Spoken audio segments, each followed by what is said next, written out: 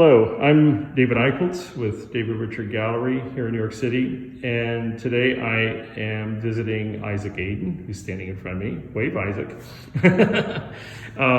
This is Sunday, December 27th, and I'm at Isaac's studio up in Harlem in New York. And Isaac had an exhibition with the gallery in September to October, which was a spectacular exhibition of these very ethereal, color-filled-like paintings. And we did a lot of detailed videos in the gallery discussing those.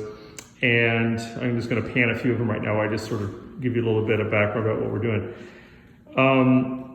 And that work pretty much was done through the pandemic, through mostly the shutdowns. And so that was the exhibition that we had, and we had lots of discussion about it because these paintings are much more complex in terms of the intellectual underpinning for them, as well as the references and the art historical inspirations. So after that show, Isaac continued producing most of what we're seeing here, and I'm just going to give you a little bit of an overview. I'm just going to pan this other room real quick so you can see. Nice studio. But anyway, there's a number of different things that Isaac was exploring after the exhibition.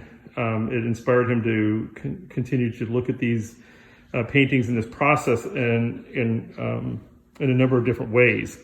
So what we would like to do today is capture some of that, and we'll reference back. You guys can, anyone who's watching this can always go back to the gallery website and take a look at the videos that we did that were quite detailed. We also had a number of critics write about the work, and like David Carrier, and those reviews are also on there along with a lot of the writing that the gallery did for the show. So what I'd like to do is, Isaac, let's start in that front room. Sure. And let's have you talk about what's different about these from the ones that were in the exhibition. And I'd like to start with this grouping right here, which are very saturated in terms of color. And they are evocative of one of the paintings that was in the show that had a little bit more, I think, of the dark purple at the top. It was sort of a variation of these. But talk a little bit more about what inspired you to go back now and do like this little mini version of them. So one thing that I did with the paintings was, when I first started doing them, I like to do them in pairs a lot of times. So there was always a tendency in my practice to try to replicate quite closely another painting. These are very close. And what I found interesting was that it wasn't also impossible, but it started becoming more and more apparent to me the subtlety, which is something that I really like in the work. And so were you striving though for replication? Because as you said that's sort of the first time I've really heard you utter it exactly that way. It sounds very Andy Warholish. No, you know, I wouldn't say replication like mechanical replication, but I liked the pairing of two paintings, the same as Joe Barrow had two paintings. But my point with that comment though was, yes, he was trying to do it through lithography and other, replicative methods, but even just trying to repeat your process in a way to duplicate. So what I was curious about is, were you trying to duplicate the painting, or were you just sort of exploring how you did the original one and letting a sort of happy accident, if you will, sort of guide you into a different direction? I would say the latter to a degree. I mean, on occasion, I have a general idea of what I was going to do with the painting when I started. But really what I found was these, to me, were more successful in volume. The more paintings I did, the more successful they were. The faster that I did them and the closer I did them together, the more successful they were. I would liken it to doing music, practicing music or dance, because it really becomes a bodily thing where then you remember the subtle nuance I'm not going to go into all the minutiae of how I make them. But basically, to answer your question about these very vivid, very saturated ones, The kind of purple on the top is really in painting mixing just between blue, actually very vivid blue, and this, red and actually yellow. You don't really realize it, but the yellow is kind of what does it. Well, that's the other thing too with these, we should refresh people's memories, that basically these are red, blue, yellow.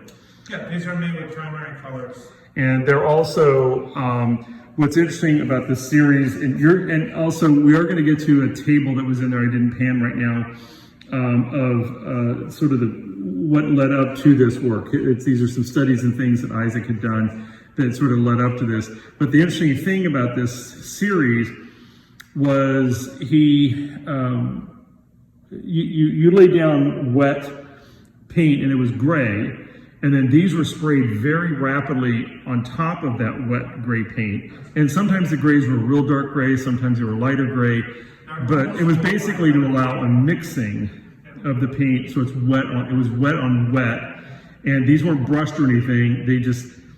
It's how the particulate fell and adhered to the wet paint. That was the painting, correct? I'm painting spray into oil paint, like the kind that you would do a classical oil painting with. And so it's not brushed to spray, but the oil ground is brushed.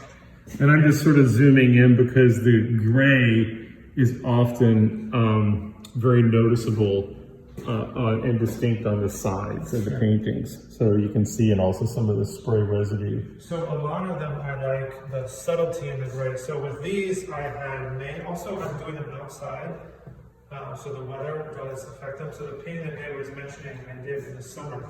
And so when it's very hot, and it definitely has an impact on the work. These, it's 2020 now, and I have been starting, like David said, as 2016. I think Obama was still, he was still president when I first started developing this body of work. And so these particular ones, what I was doing was I was trying to make a very saturated painting that then I was going to overlay with white because there was like a snowstorm. So I wanted a very vivid, very saturated base, and then almost like a speckle, so the color would kind of come through. But then as I was doing it, I was like, boy, that looks really good. Maybe that should just be finished. And so what happens as I'm doing these, a lot of times, if I'll let the painting evolve and become modernist fashion. If I feel like the painting is finished, if I like how it looks, I try to stop. And then if I have an idea of another place that I might go, I'll try to do a different one and try to do that again. But, some of them, there could be many paintings underneath that's happening at extremely fast pace. Like very, very fast. But I've found that they're probably better if the painting is going in a direction to just let it happen. And it's a bit more of a modernist approach, I would say. And this is a little bit different because your exhibitions typically, and we debated about this because the exhibition you were going to do in the gallery was going to be one of your exhibitions where you have a number of both painting and sculptural elements, and there's a very conceptual underpinning, and it really becomes an installation. I mean, they are independent objects, but the way you conceive them, put it together, is very much an installation, and it tells a story. There's a very complex story. So we can look at the storyboard of that, because I noticed you still have it tacked up on your wall. But my point was being, though, is that in many ways, this is a bit of a departure from what you had planned to do.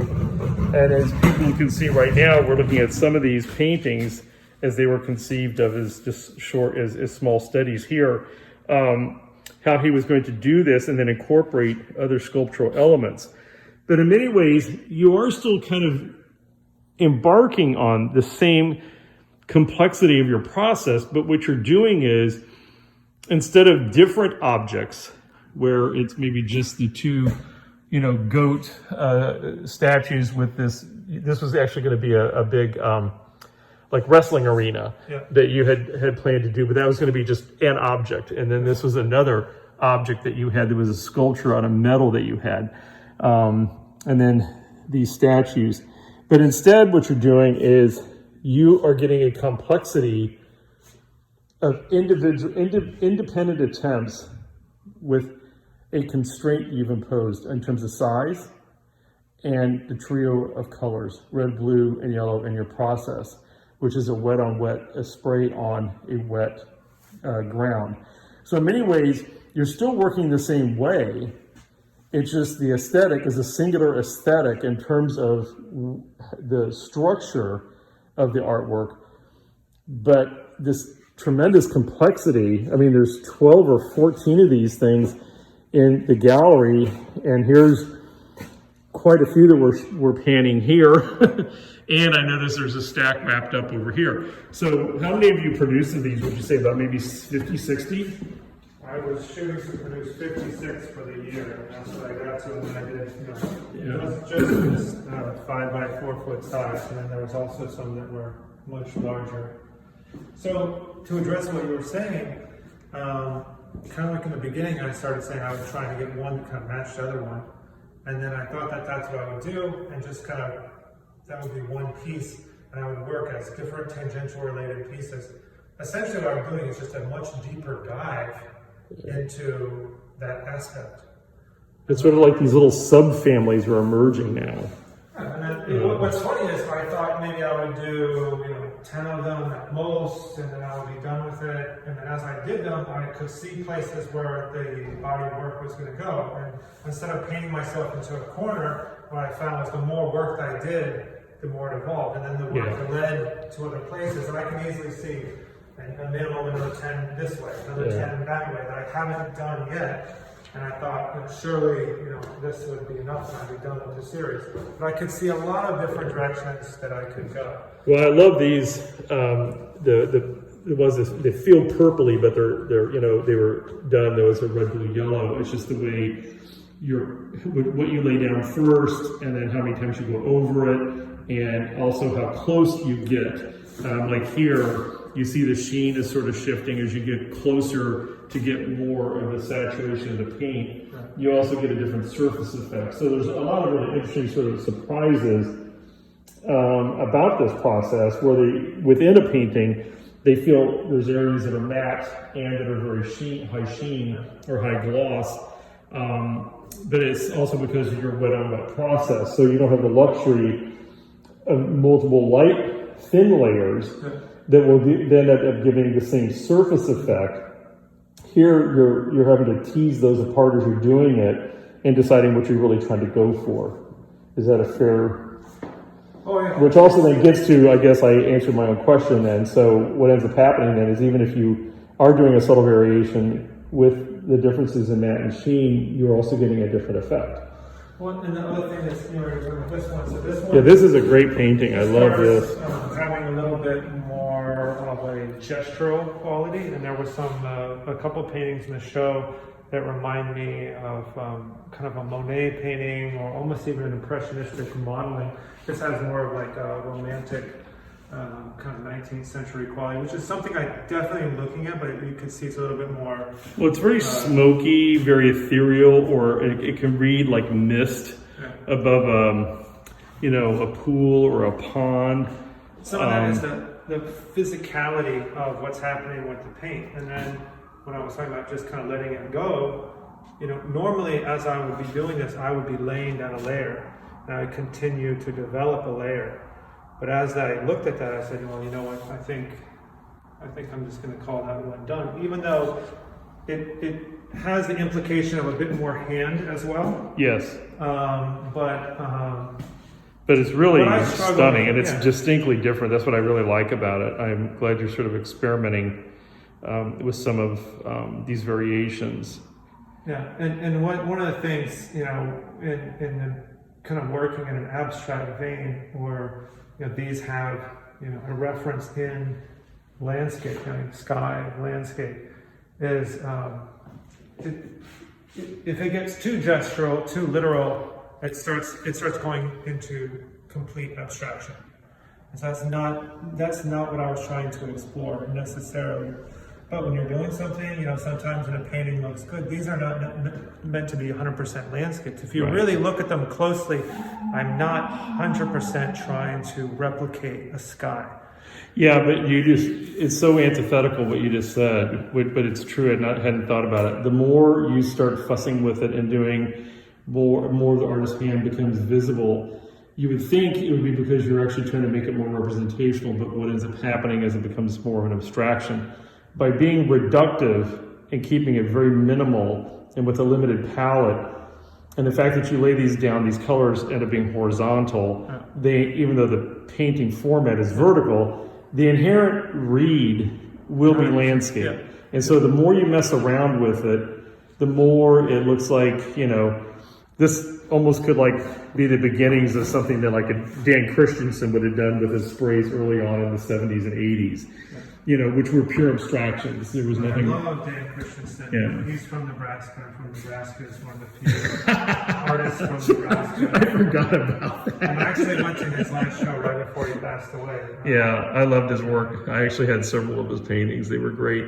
But now this is not at all, for those of you who know Dan's, please. Completely different. Yeah, this action up here is totally different. But when I asked Isaac earlier what happened there, because a lot of times he just lets the wind, because most of these are painted outdoors, and he sort of lets the wind be a little bit of that happy accident, and it kind of moves or drifts the paint so that it does have a little bit of a hiccup in the process, but it becomes actually a very interesting mark. Zen-like thing. Yeah. And sometimes I'm standing there and I'm literally trying to feel the very subtle variation in the movement of the wind. Right. And stopping or starting. But here in this case, though, you said you were sort of twisting and moving your hand. Which I'm doing to direct the spray a little bit, but you still didn't really know quite how it was going to land or what it was going to happen. But I love this effect that it's like mist coming off of water, even though it's yellow. Yeah. Sometimes it's also the speed, because I'm fighting light going, the sun going down, and I'm trying to do these very fast. And but basically something like that, where these are very subtle. Like you need a nice, calm, the air pressure needs to be a certain way, the temperature to make it nice and smooth. Yeah. So sometimes you're fighting that, and then you're trying to get to that. You say, this is wonderful. Well, there were two that we had in the exhibition that we hung as a pair, as you'll recall, that were sort of modeled. And I asked you about that because they looked very much like the sky, like a cloudy sky. And you said that was really the wind. It was sort of eddying and moving around and whipping around and landing very erratically, in which you probably couldn't have achieved that even if that's what you were trying to do. And the fact that you were doing it in that courtyard where you had three walls essentially was creating like a little bit of a vortex in there. And so it was sort of throwing the color down in bursts as opposed to a fine spray. So, no, I mean, I think there was quite, your physical situation in this gallery forced that to happen, but it turned out to be fortuitous. So it really worked out great. And then we can look at some of them here. But the other thing that we're talking about the grouping and how they evolve. About trying to work in pairs or having a limited constraint, a limited color palette, and the process of just continuing with it. Even in a way, I think it's akin to like someone like Kawara, who just stays with something. The more that you refine the parameter and just stay with it. What I find, because my background is in curator design, as I'm kind of looking at all of these together, it's kind of a luxury to be able to spread back and look at them. Yeah. Because which is why we're here today, because it's just kind of like we're shooting, because a lot of times, like these over here, this is what we didn't finish up, I'll do them, I just wrap them up. Because I don't want them to get dirty or damaged or something like that. And then there's still 12 or something, I forget the number, over in the gallery, also wrapped up. So yeah, there's been a lot of work. But this painting right here is sort of like a more reductive version of this trio over here. And so the painting I just looked at before I panned over here, could actually be part of that grouping. And that's also how we curated and installed the show, is we did things as sort of groupings. In fact, the most spectacular wall was that 35-foot wall where we hung 5 of them that showed a progression, and they were all the same sort of this warm, color, like this, group over here, but not as saturated. So I'm thrilled to see the saturation.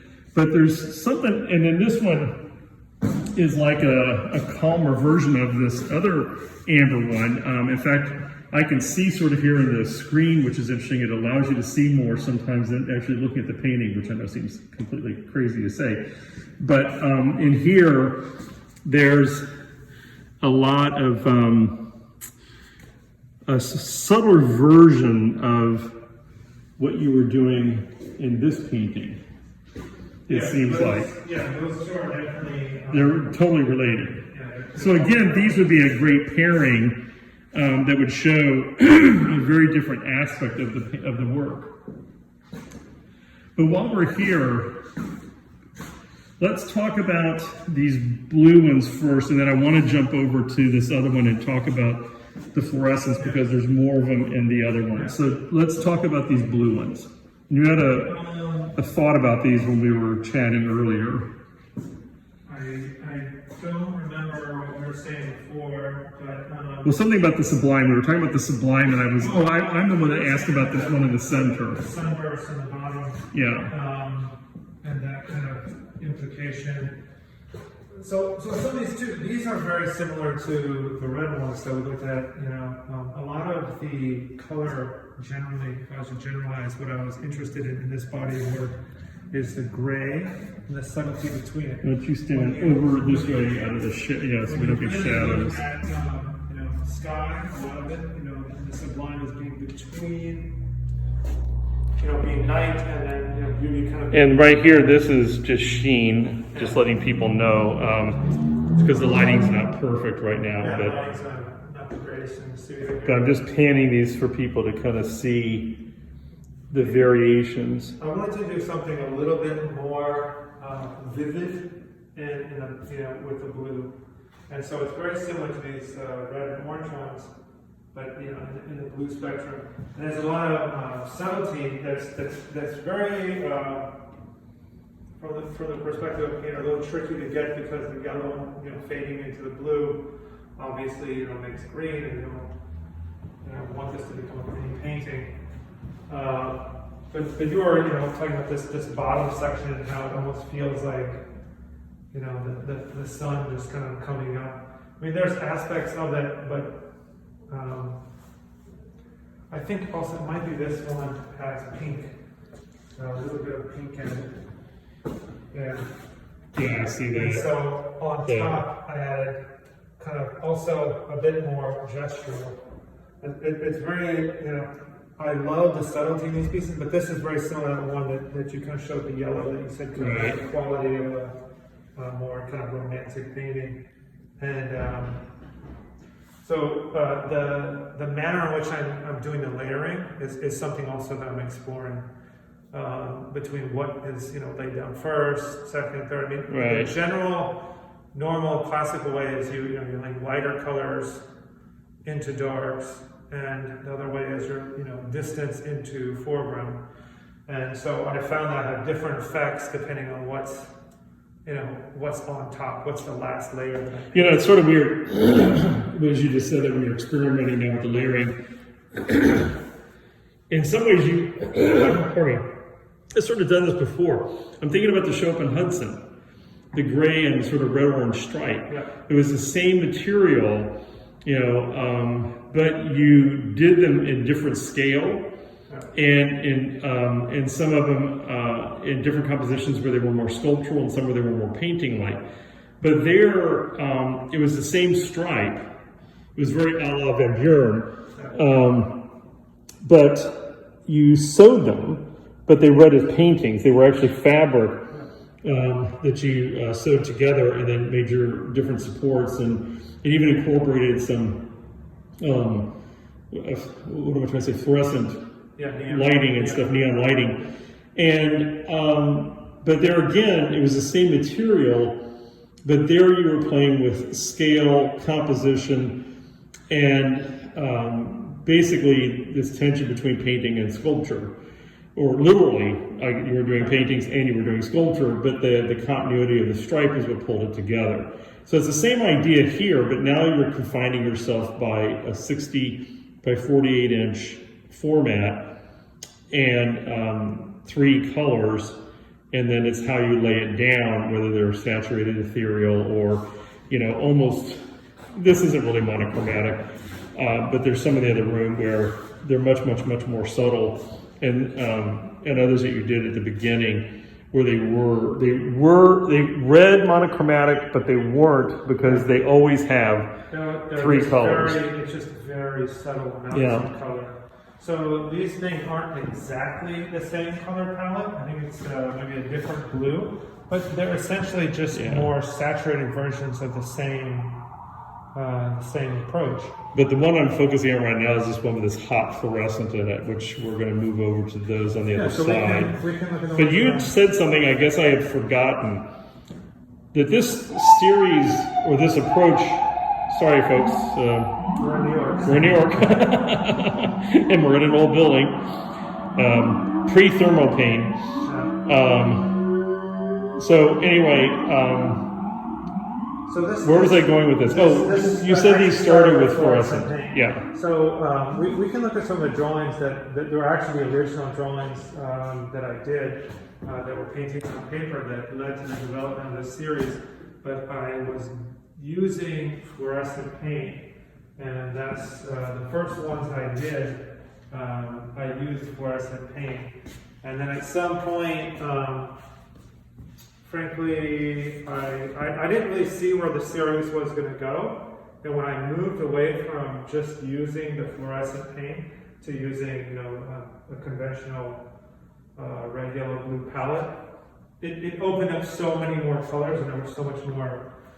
Well, this lavender at the top here, I've never seen that lavender. Is this the same paints, or is that fluorescent actually doing something, or is it just it might be a difference in your layering? Different layering and one different paint. I mean, I use sometimes more than just only red, yellow, blue, but it's variants of those colors. Like this is kind of like a more purplish kind of lavender. Yeah, this is absolutely spectacular. I love this one. This is, of course, I love fluorescent. It doesn't matter. It's that's just the old hippie in me. Very cool. Let's take a look at some of these others, and then we'll go to that middle room where they're a little bit more subdued. So while we're on the fluorescent thing, we're walking to the back part of the studio where there is another grouping.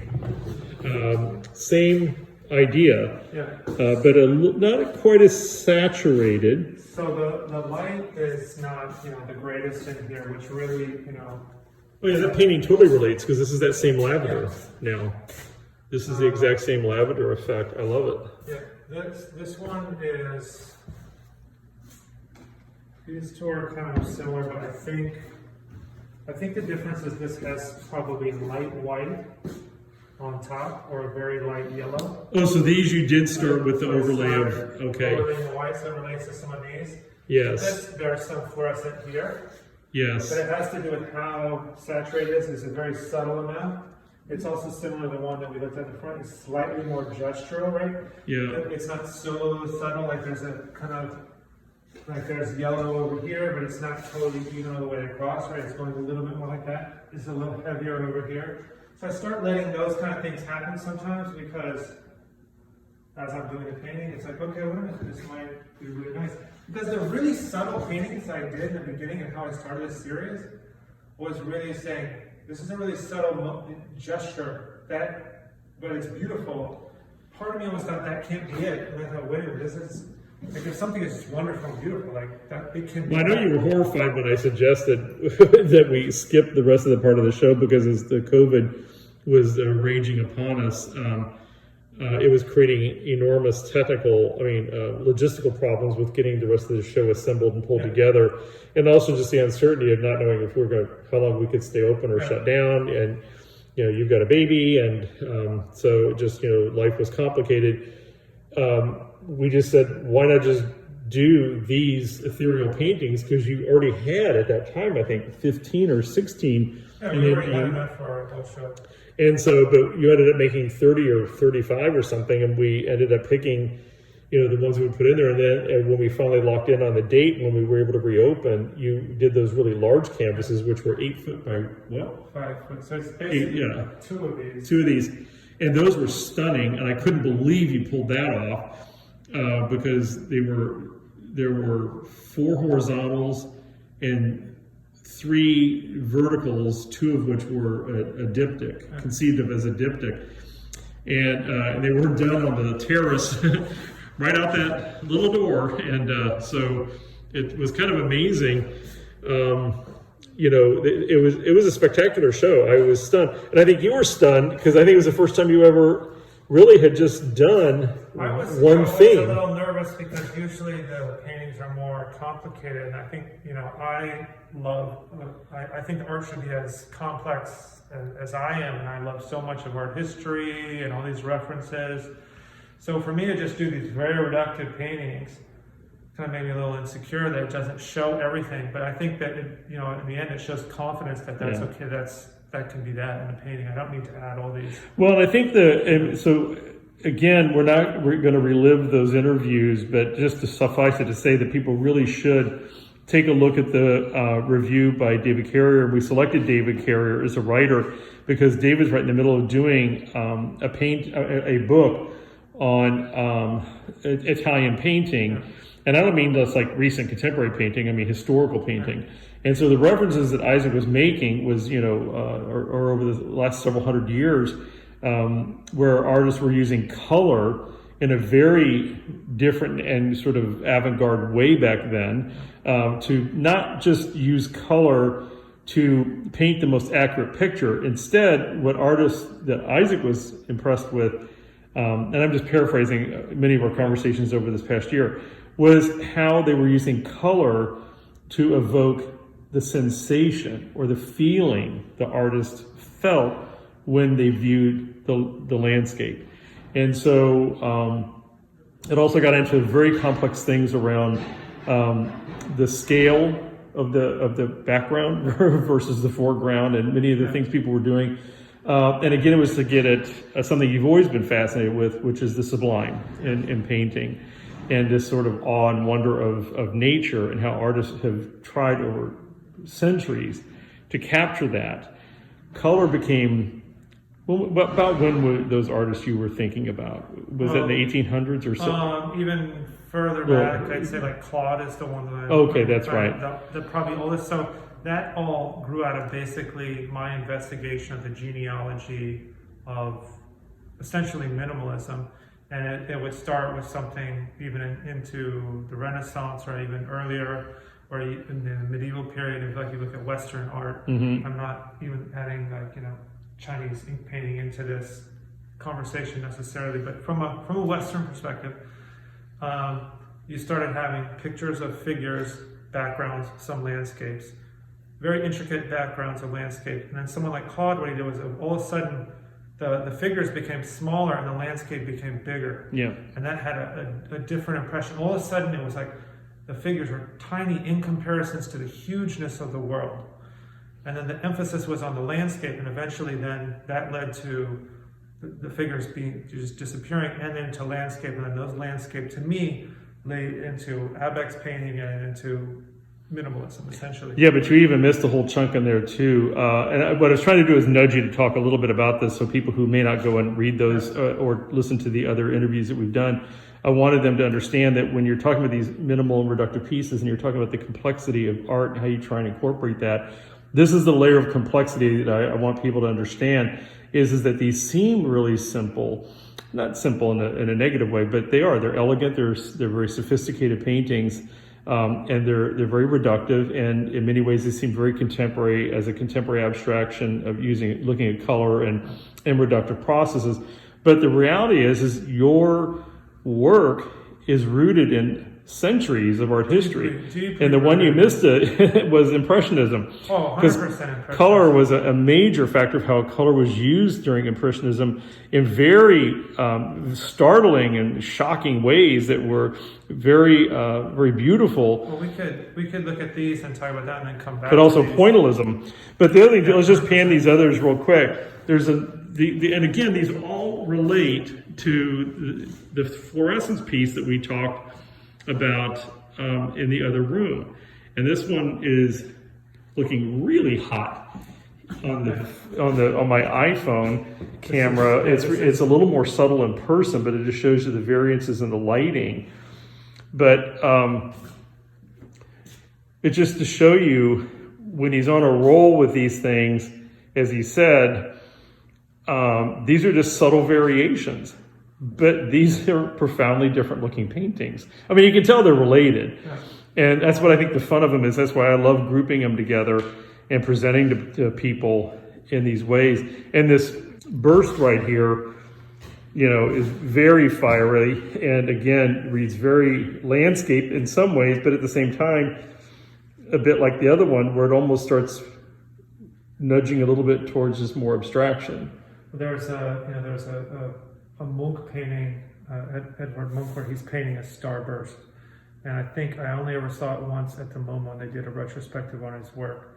And that's the thing, is I look at all these historic pieces and it's in the back of my head. All this stuff is in there, and I'm definitely thinking about it. So we could talk about the impressions over there, but in relation to the color, like you pointed out, it's like they are vastly different. And as a curator too, I'm trying to look at them together, and I'm saying, where could you go with this? Where could you go with that? With an artist, like what would be good with that? Where would the next kind of situation,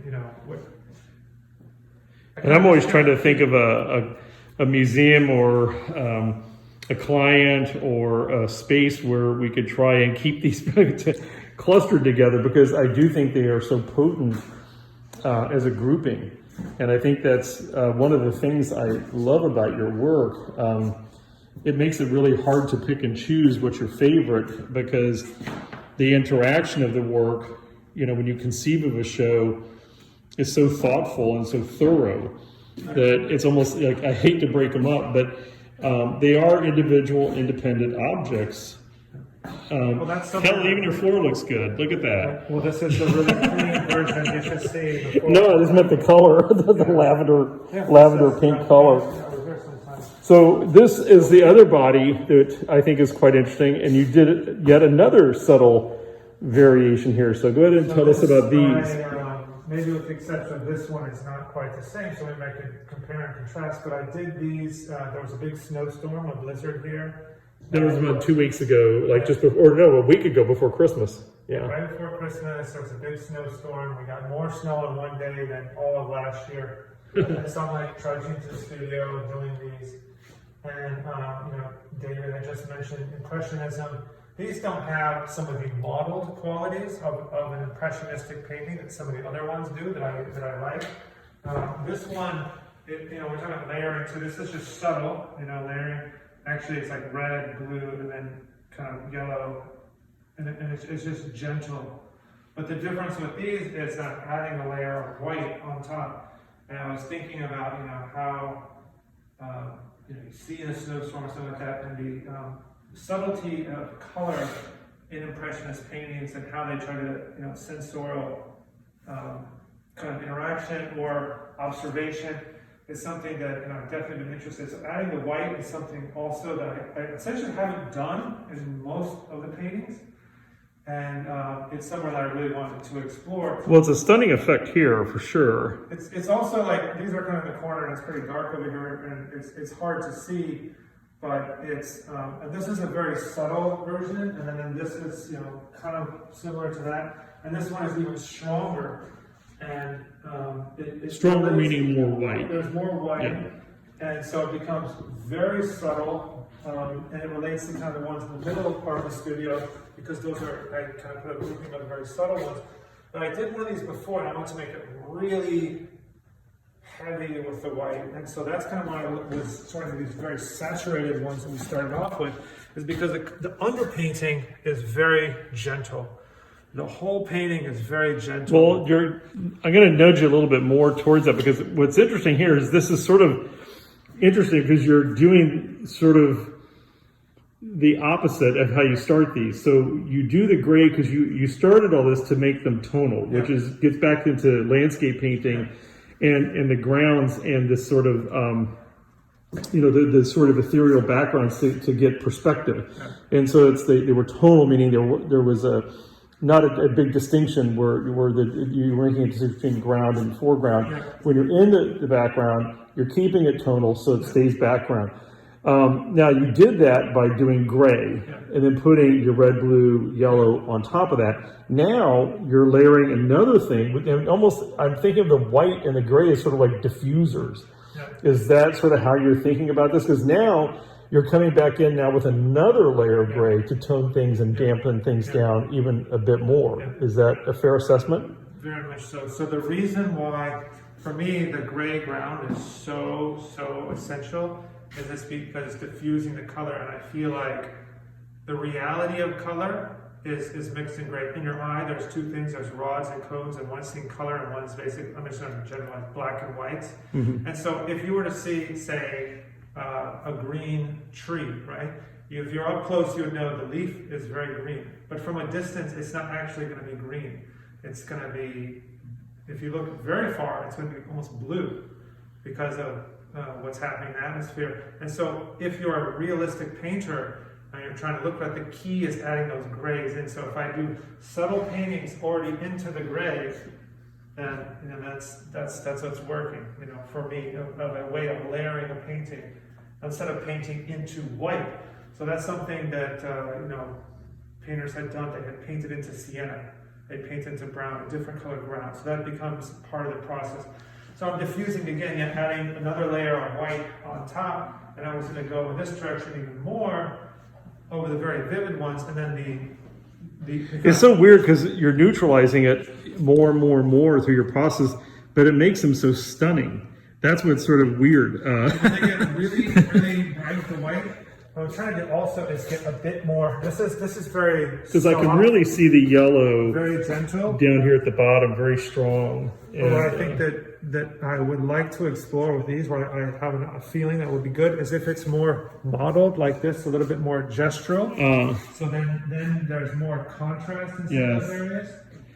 Yeah, so like this one would be a good one to experiment, but don't touch these. I like these. These are already done. So let's go to these other ones then that are even, I think, more reductive. And now I begin to wonder: do you have white over any of these? What's happening here? No, I don't think. Because these are some of the your very beginning ones, where they were real subtle transitions. And actually, it's from a technical perspective. These very soft ones are almost the hardest to achieve. So there's one little subtle variation I did in this one. I think this one and one of these were the first one. If you look at the corner of this, which one are you pointing to? if you look at the inside of the side of the painting, it might be hard to light, and then you look at this one, you could see it's a much different ground. Yeah, so when I started exploring, what he's talking about is the gray that he lays down first, which is wet. So this yellowishy one here is more darker, it looks like. I mixed more yellow into the gray. Oh. I made it more, so instead of just doing a gray, what I started doing was playing with the value. So now you're talking about some of the historical people who you were referring to with their grounds. They layered in sienna or other colors as part of the ground. So I started changing. So these, actually now I stand really close to it. And I look at the top and the bottom, it's drastically different, but it looks almost like a monochrome, very subtle. From here, it looks monochrome, but it's really weird. There's something that happens in the phone. It really accentuates between the light and the phone. It is accentuating the gradient. When I look at it in person, what I do see is striations of a bit of yellow coming up. It becomes a little more accentuated on the phone, but we'll have to look at it on the playback just as an experiment to see what actually gets captured. It'll also be interesting when we get these photographed, what happens. But yeah, these are quite stunning, and this other one is a little bit more related to the family on the other wall in this other room. And this is a nice one too. Going into the more saturated blues, but they're a more gentle, not as saturated, and this one is similar to the one over here because I also laid it into this more yellowish ground, but there's more paint on top of it, so then that starts kind of slightly getting lost. It depends on how much paint. From here you can really see the yellow. At this angle, I really see it now. I didn't know you were doing that. I thought they were just different variations of lighter or darker gray. Yeah, I didn't realize you were actually also one mixing point I color was in. thinking, yeah. You know, it's really funny, as you were talking about how when you look at a color from a distance on something, it reads differently than when you're close up. What that reminded me of is, and this is another weird art historical sort of little tidbit. You know, one of my passions is op art, and Julian Stansack was a master of it. But it wasn't because it was optical. Julian was a master of color, and he studied under Albers. And what Julian liked to do is everything was on the grid, very structured, but he thought so intensely about how he laid down his paintings, exactly how the colors would be built, put the first one down, then the second, then the third. Because his were many, many layers of color as well. But he was using taping and masking to cordon off what he wanted the next color to go down on or not. And what ended up happening in his work a lot of times is he understood color interaction tremendously, and you have an inherent sense for that as well too. But it's that adjacency in which your eye is really looking, but what your brain thinks it's seeing. And so a lot of Julian's, one of my favorite paintings was like a coral and yellow, but from a distance it read like a limey green, and people were wild about it. And then they get up there and they look at it, well, this is just yellow and, you know, and sort of coral. But it was, again, he knew though how color worked, and that's what he liked, was the transformative aspect of color on a space, and also on how you viewed it and what it evoked in you. Not so much the evocation, but, you know, in all of his, but more how the sensation about it, and sort of how it transformed the space. Because Julian's work was all referencing nature, you know, virtually all of it. It was things that how he saw color, like on a dew, looking at grass with dew on it, with the light hitting it different ways. I mean, he was a real keen observer, looking at light up through the trees. It's funny you mentioned trees. And I think a lot of artists like that have always found nature as a source, a ready source for compositional and color ideas, for the most purest of abstractions. And I think that's so fascinating. And you sort of do the same thing, but yet you're still wanting to make it look like a landscape as opposed to a color grid or just a color sensation. Well, I have, you know, we mentioned a little bit before the show, in Hudson, where I did things that were on the grid. Yeah. And they had optical qualities like that, but it was a completely different approach to these paintings. But I really enjoyed these paintings a lot. I mean, I've done them all. Maybe there was a couple I did before the pandemic, but these have all been done since I had a little child. And I feel like that influenced my relationship to joy, to a certain kind of humanist kind of approach to art. I think I'm always very interested in analytical and technical things. I do feel like these fall into that. But there's something, when I start thinking about these aspects, I'm using, it's very complicated to summarize really quickly, but there's objects that are acting like signs, and that people have relationships to those, what they are. This work is moving away from that, in a sense that I'm trying to really get into the real human quality. And I'm trying to think about what would make a piece relevant 200 years from now, outside of all the social conditions that we're encountering. Well, it's sort of a nice segue to this table, which is now our history lesson part of the show. So you did these studies like what, 3-4 years ago, 2015, 16, maybe even more. So I did them in 2014, and then I'm just going to pan it while you're talking. Sure. There's a group kind of over here that are slightly more colorful, and that was just and more gestural. Yeah, more gestural, and that was kind of like a return back into painting to a way. There was a period where I wasn't doing any kind of conventional painting. I was really a little bit more in favor of a more conceptual approach. But then when I look back and I realized I was doing painting, I wasn't using paint, you know. And is there a bit of automatism going on here, or were you being sort of composing as you were going along when you did these studies? I couldn't hear the first thing you said. Was this a little bit more automatic, a bit of automatism and chance, yes, or? Yes, I tried to do them extremely fast and don't think and don't be afraid of radical change.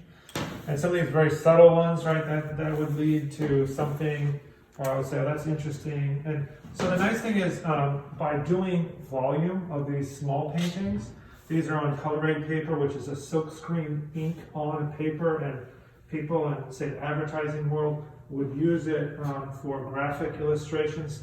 It was kind of like an early Pantone, and they would cut it out and collage it into some kind of graphic that they were making. So a guy in San Francisco could communicate with someone in New York that this is the gray or orange that they wanted. And this is very outdated paper, and I got it from, I used to work at New York Central, with giant piles. Oh, these are all this, except for one or two of these are green and blue, was this all variants of gray.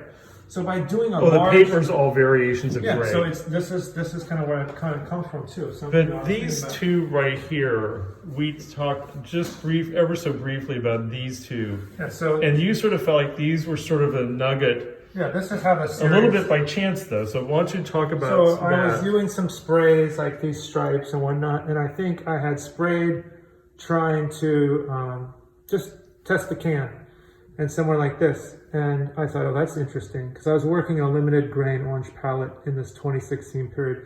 And then I probably did this one, where it's more subtle. And then from that, I probably did, I have to look at that, I probably did some of these, right? It's a little stronger. Yeah, so you sort of see. And then it starts getting a little more lighter, and then almost nothing. And then this is the fluorescent paint into the gray. And that's really how this series started. So what it was a very desaturated gray, and extremely saturated pigment sitting on top of it. So are these three sort of related? Because so it looks like they're like sort of variations on the theme. Yeah, and then there was probably one like this that I was very happy. I'll come to you. That's right. With something like that. So I love the way you have these laid out. So I missed that part. I think you assumed I understood what this paper was. So this paper is a type of gray, because I got lost when you were talking about how, like, your example of where they would put a color of a letter on it, and then it became sort of like the base. So I see what this is. This is different variations of these gray. Different colors of gray. And then how color operates on top of it. For example, this is the same paint on top, these stripes, as the one next to it. But you see how much different they look, because it's a different ground. Oh wow, yeah. And so, so that, you know, it's very subtle variation. So basically, once I got to this, which almost looks like nothing, right? Trying to scale it up into all of these. Right. You know, there was a lot of technical issues I had to address, and there was a long period of probably 4 years where I just didn't think it would be resolved.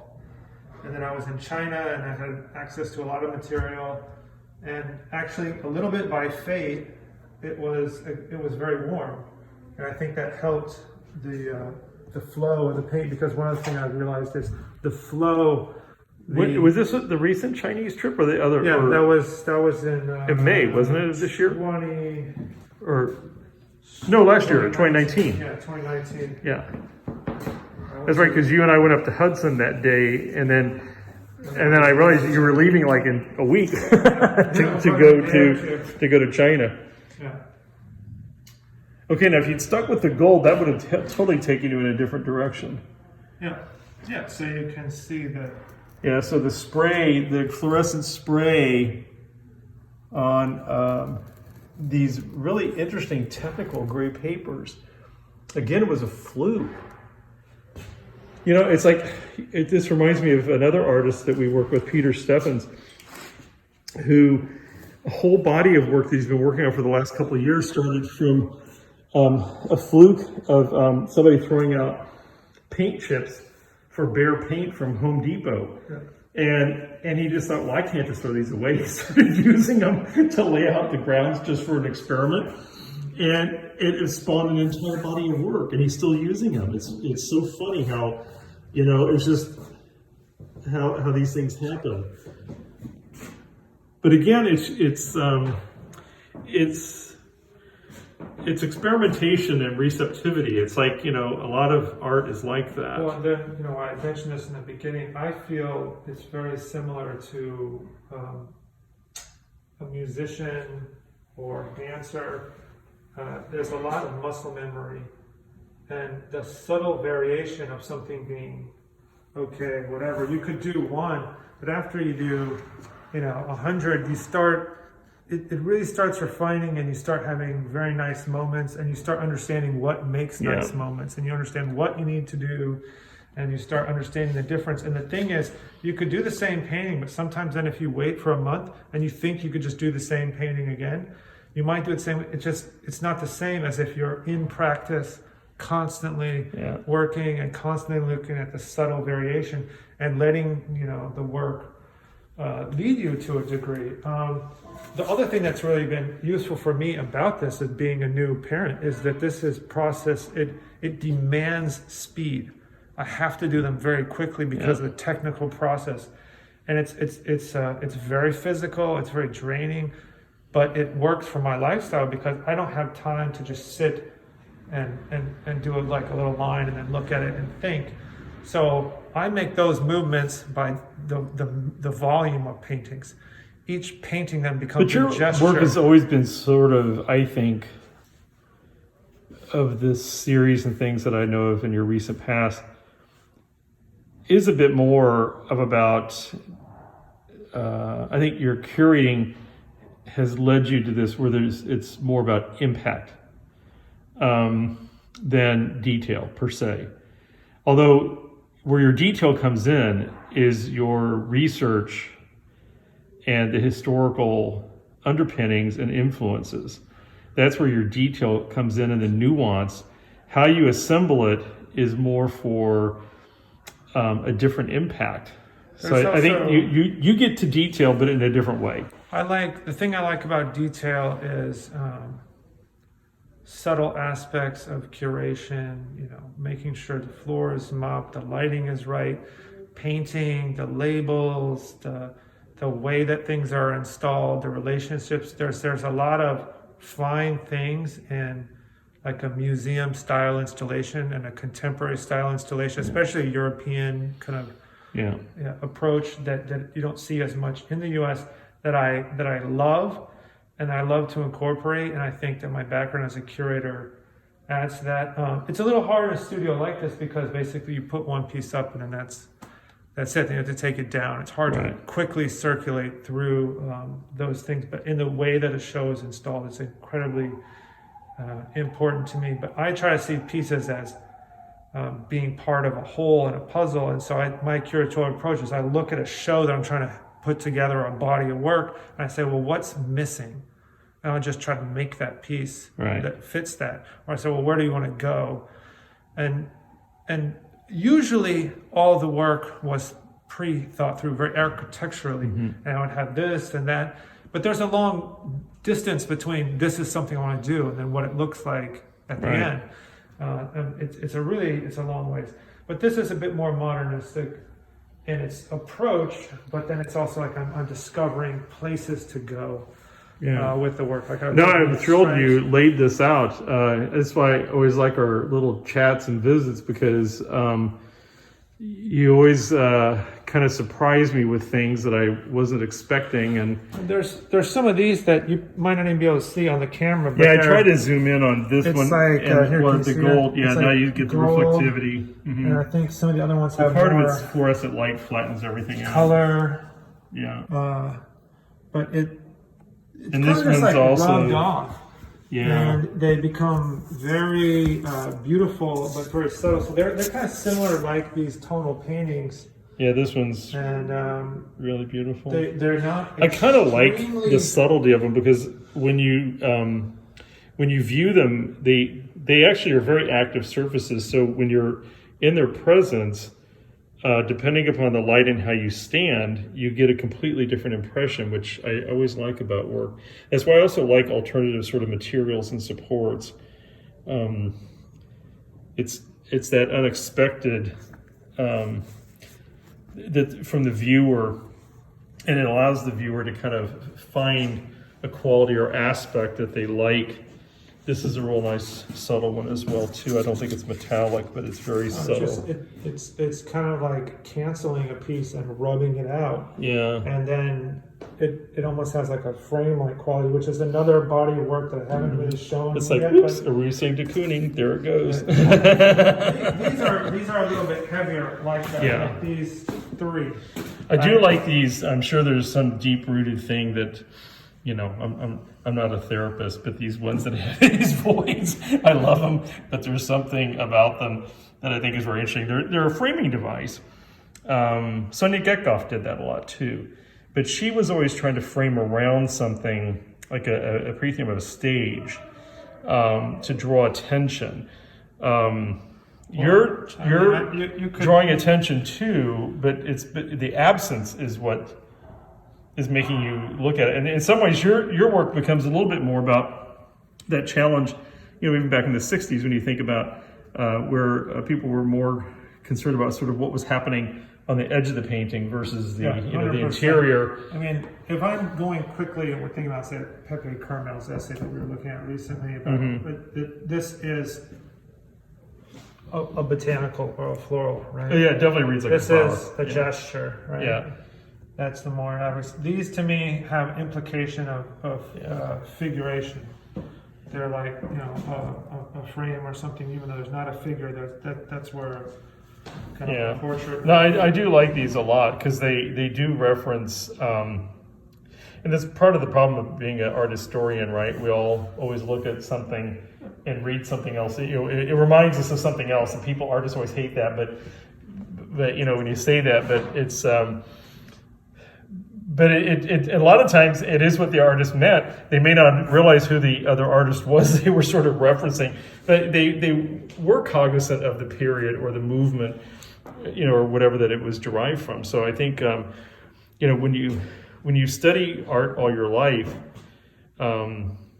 it creeps its way into all of your writing, your thinking, your studio practice. And then there's